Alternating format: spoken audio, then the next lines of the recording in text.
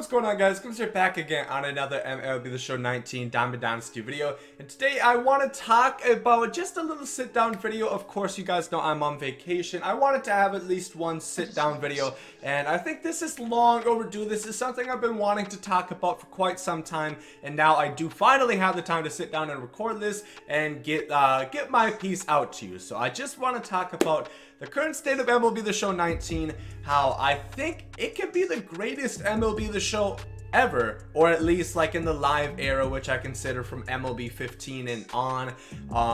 But they have to make one simple change, and if they do that, or actually, you know, a couple simple changes, but if they do that, I definitely think this game can definitely go down as one of the greatest MLB shows we've ever seen, but they have to do that. Let me just start off by saying, overall, I really do enjoy the game. If I were to put it on a step ladder, MLB 19, MLB 18. Yeah, you guys can't see it.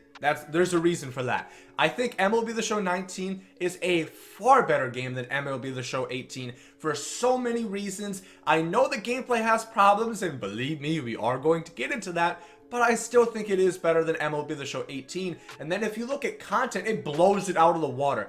MLB The Show 19's content has been the best MLB The Show content, at least so far. You know, maybe they're gonna slack a little bit, but I kind of don't think so. I do have faith in them. You know, they're dropping new stuff every week, and let's just take this last week for example. We got brand new top Snell moments. We got the new roster update, which featured Snellzilla being Diamond, which might be a little biased. Maybe you don't care as much, but I definitely care a damn much. But you know, even we got two new headliner players, two pretty good ones too. We got a signature player and then Jake Arrieta as well. We got the second inning program coming in, which came alongside a new conquest map and new moments for that, and then three boss players: 98 signature Madison Bumgarner, 94 Vladimir Guerrero, and then 92 Miguel Cabrera.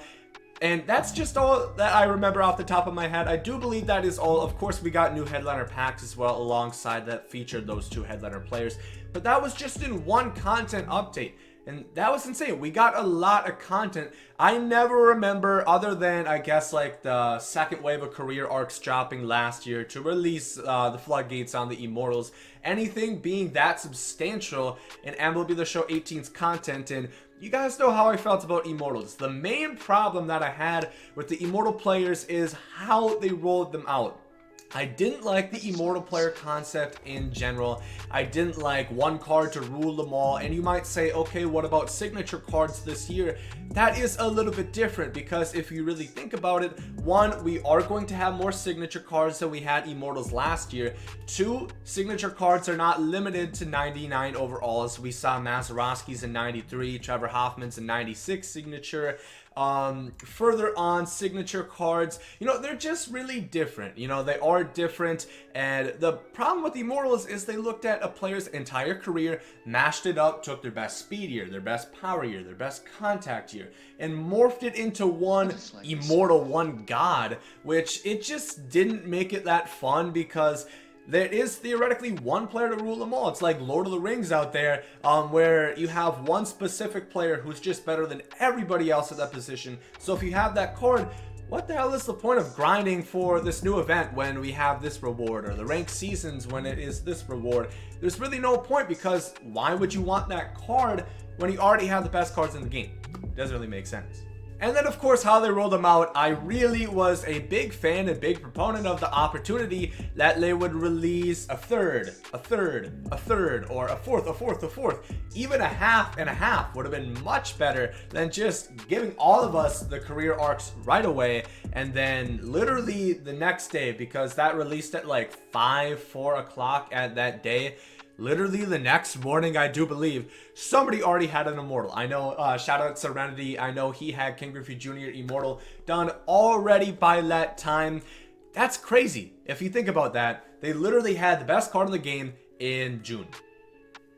But yeah, fair to say, I think content has been good, it's been fire, and it's been frequent. Those are the three important things. It would be one thing if it was just good and infrequent, and it'd be another thing if it was bad, but you know, pretty often. But it's hitting both spots right now, and I expect that to continue. You know, we are still going to be getting Player of the Month and now we're also getting top snell programs, and I just really think they're doing a hell of a job with content this year, a far better job than they have done in MLB 18, and honestly, this is my favorite year content-wise yet. But of course, we cannot talk about MLB The Show 19 without talking about its issues, because it definitely has some. Like I said, I do enjoy the gameplay over MLB The Show 18. In general, I think it's more fluid. I do think fielding matters more. Like, I will talk about defense. I know a lot of people get really frustrated with defense, and I'll have a few things to say about that myself. But in general, I just like how fielding does matter. They introduced a whole system where it's more streamlined, where how you have secondary players, you can actually see how their stats are going to go down. For example, if I have a shortstop who has a secondary position at second base, their fielding, reaction are both going to go down -5. If they're out of position or if they're a shortstop, can't play secondary at second base, they can still play there, but they will receive a bigger hit, but they won't receive a huge enough hit, because you have to think a middle infielder, even if it's not listed as a secondary position, he probably knows how to play second base. If he plays shortstop, he probably has a pretty good idea of how to play second base. And likewise, left and right field or any of the outfield spots, it is pretty similar, so I do like that, and you can actually see it with the comparisons this year. And then just fielding mattering more. Fielding matters more this year. You know, used to have guys like JD Martinez out there. Now, go ahead and put JD on your field. Tell me how that works out. But fielding does have issues. I've witnessed quite a few times now where I have just straight up missed a tag. Like, it's actually ridiculous. I'll have, it's in some of the gameplays that I will be posting soon. But basically, I had the ball way ahead of the runner, and there's no button to tag. It's done automatically for you. And they just, like, they either do the tagging motion and they somehow miss, or sometimes they just don't do the tagging motion, which is ridiculous, and it is insanely frustrating.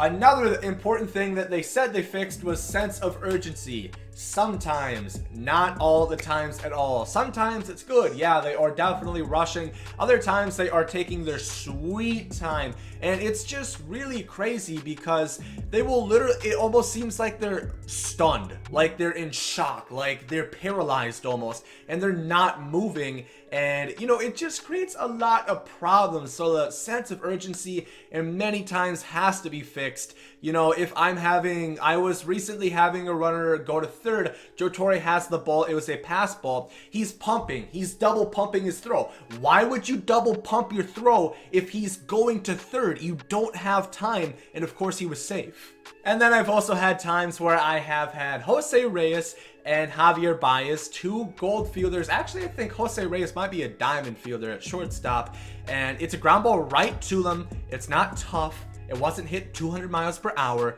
It was hit pretty fairly.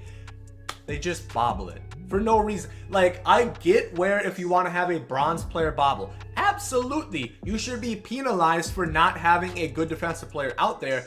But if you have a gold fielding rating, I don't think you should ever get those animations, because if they are randomly triggered, they're not triggered by my positioning. There's nothing I can physically do. I just have to go to the ball. There's nothing I can press to field the ball that does it automatically for you. If it's completely out of my hands, if I have gold fielding, if I made the strides to put good defensive players out there, I should not be penalized, and I should be able to make the play. Bobbling ground balls, not catching fly balls, that's ridiculous. If you have good fielding, you should not get those animations.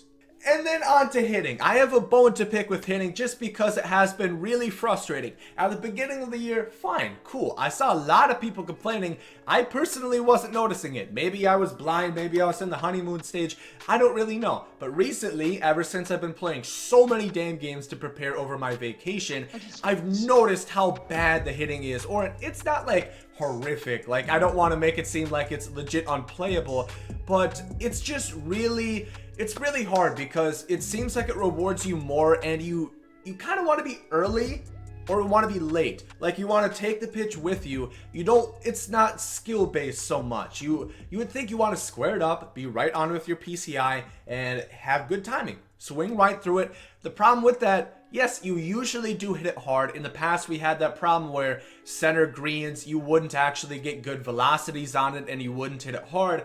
But now the problem is it goes to the outfielders every single time. If you completely dot up a ball, hard liner to the center fielder, completely dot up the ball, hard liner to the left fielder. And it's just really frustrating because I could be actually hitting really well, but I'm not getting hits. And then my opponent, who is off on his PCI, he's completely under it, and he's also late. He's getting these cheap bloop hits, and if he has good speed guys like Ricky Henderson, this is where the bloop and speed meta really comes into effect. If you get a bloop hit with Ricky Henderson, that's a double. You know, even if you barely hit it just into shallow outfield, that's a double. He has 99 speed. He can easily get in there. So bloops are definitely a problem. Texas Leaguers, whatever you want to call them. I really wish just adjust the hitting settings. I don't know how easy that is. Of course, I'm just an armchair developer. I'm not actually in the studio. I don't know exactly how the process works, but if they could make a way where squaring up the ball is rewarded more and I'm getting more hits,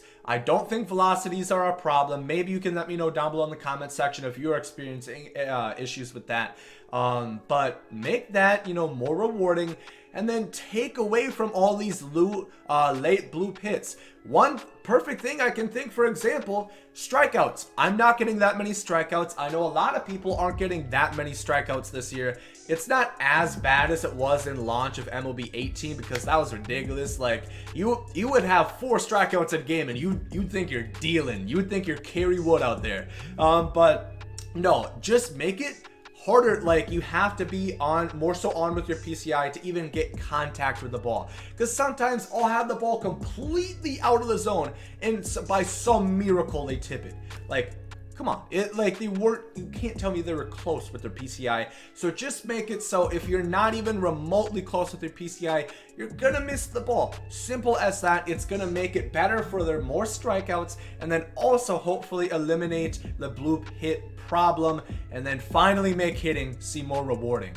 But all that being said, I still do really enjoy MLB The Show 19. Like I said, I think content is phenomenal so far, and I expect them to build on that and keep it going throughout the season. I really am looking forward to all the new content they are going to bring. For example, the Top Snell Moments, the monthly programs, when we get Finest, see everything new that they are going to introduce.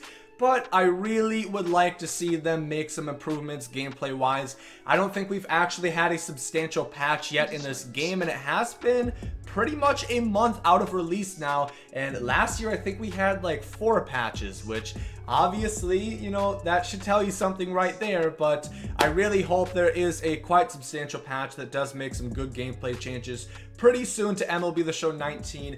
Even if they didn't, would I stop playing the game? Absolutely not. I still am enjoying it. The only thing I'm saying is it's frustrating when you are lining everything up, you're hitting well, but you're not getting rewarded for it. And then just all those like dumb things where if I have a gold fielder, come on, I should make the play. But if they fix that, I definitely think MLB The Show 19 has a great chance of going down as one of the greatest MLB The Show games that we have seen in the live era or the live content era. But let me know down below in the comment section what you guys think. What have you enjoyed about MLB The Show 19? What have you not so enjoyed about MLB The Show 19? I'm glad to hear you down below in the comment section and start the conversation over there. But if you guys did enjoy this video, make sure to like down below. Hope you guys have a great day. And there guys, out.